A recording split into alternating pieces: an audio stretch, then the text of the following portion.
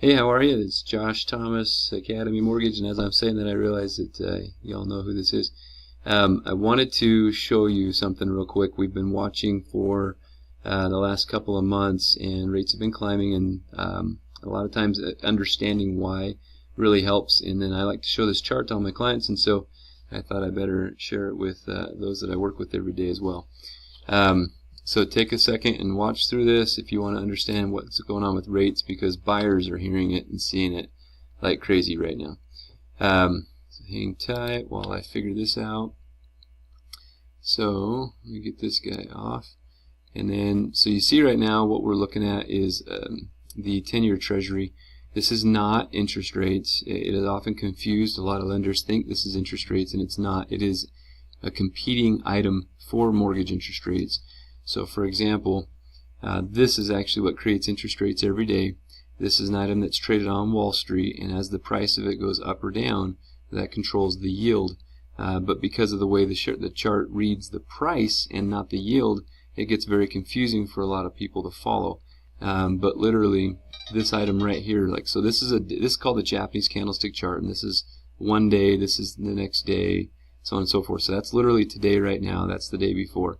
Green is good, red is bad. You can see a lot of red over the last month or so.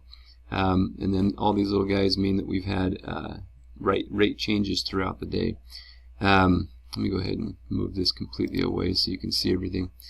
So anyway, you've got basically a severe drop in pricing. Let me go ahead and show you a little bit more so you have a little bit more perspective here. So this is the very same chart, only now it's showing 2 years. So this is going back to the election right here. This is right before the election. This is right after the election. You can see rates just dropped through the floor. But until recently, that floor was a long ways away. And this is September of last, so 5 months ago. Anyway, so that's and you look at that, you're like, oh yeah, rates are not too bad. But as you can see, we've made it all the way down to the lows of after the election and even farther down. Now this is a really important thing to understand, because this is going to impact buyers' desires. Now we all know that there's way too many buyers right now compared to the number of sellers, but since a lot of us work with buyers, that's our paycheck, and so we've got to make sure that we help them keep the greatest perspective. And so now we're looking at what is this, 2015. So you're seeing the chart dating all the way back to 2015, and so you can see this is the highest rates we've seen in several years. And so people call me up, get rate quotes, and they assume that I just must have high rates, and so they go on down the road. But it's not me, it's the market. And so let me go ahead and move this now to the 6 month. And so this is 6 months, so that's September. I'm going to explain why here in just 1 second, what's causing the change, so that you can understand. It's not bad, it's actually good, but it's bad for us.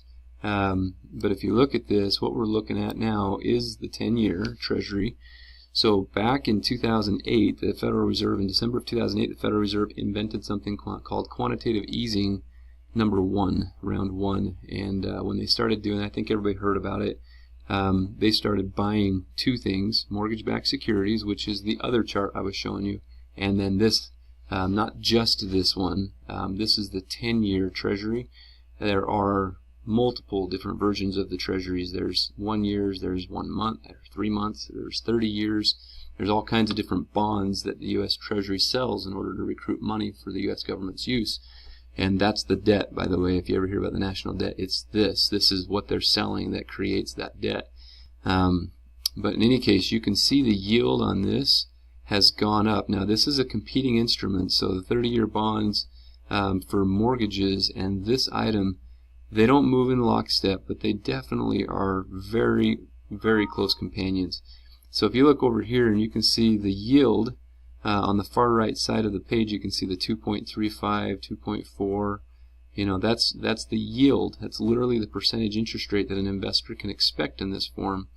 And then you can see from 2.4, it goes all the way up to 2.82, and that's in a matter of just a few months.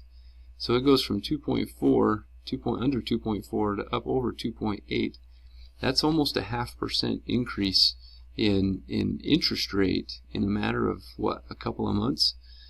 And so that's what buyers are now going to start feeling, is because mortgage interest rates also have increased in like step, if that makes sense.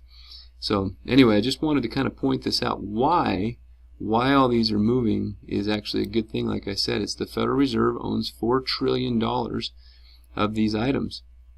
They have been buying and buying and buying and buying these items for so long that you know, they've got $4.5 trillion of them, and that is a bigger number than you and I can even fathom. And so they know they need to start getting rid of it, but they haven't been able to until last October. So back here, right? Well, I guess my chart's still only the last couple of months. Let me show you this again. So last September, actually, the rumors started flying that the Federal Reserve was going to start selling their mortgage-backed securities, and so we're up here in this nice high price, and then you can see they start dropping. Well, that's the reason why, is the rumors started flying they're going to start selling, and then somewhere right around here, I think it might have been that day, I got to go back and look, but somewhere right around here they actually make the announcement that they are going to start selling, and they started selling $4 billion a month of it. They've been still buying. Up to this point, they've been still buying $30 billion a month, 25 to $30 billion a month, and so they've been the biggest buyer for the longest time. That's why the markets continue to have incredible interest rates. Now, they just announced they're going to start reducing what they're buying. So $4 billion a month is what they're going to reduce their purchases by. They're still buying, but they're not buying as much. And then in January, notice the correlation here. In January, that amount doubled. So now they're going to cut back their buying by $8 billion a month. And so you can see that, you know, prices definitely started to decline with the $4 billion a month reduction, but now with another $4 billion, so $8 billion in total, you can see that the demand has really waned for this, and prices have just been falling, which has been causing interest rates to rise substantially. So a lot of the advertisements and stuff are probably going to be a little lagged in what they're showing interest rates being, but over the coming weeks and stuff, as they have to get updated to the current market, you're going to start seeing the advertisements showing higher interest rates. We're clearly into the mid to high fours now in certain cases, and in many we're going to be in the fives, honestly, for lower credit scores. We're going to be in the fives and stuff. So anyway, I hope this wasn't too long and boring of a video. I wanted to take the time to help you see what's going on, and this is significant. And when the first chart I showed you, where it's showing the lowest price we've seen in years, that's really, really significant. It's very historic. But that's not fun, right? People aren't going to enjoy this historic moment. It's costing them money. And so anyway, basically, long story short, I don't know that this is going to really reverse. We've still got quite a bit of room to go. And yeah, as you can see, we're breaking through each of these different, each line represents resistance. We're breaking through them like they're, you know, paper. So anyway, now you understand, though, it's the Federal Reserve. They have been the biggest buyer all along.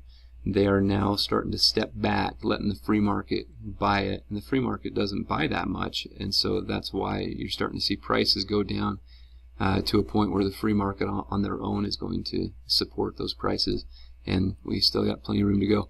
Now, I do believe that you'll see an adjustment if we go too far too fast. I do believe you'll see the Feds and others make an adjustment to slow it down. I don't think they want to see them climb quite that much, but we'll see. None of that's been on the table yet. So anyway, hope you have a great day and weekend, and we will catch you later.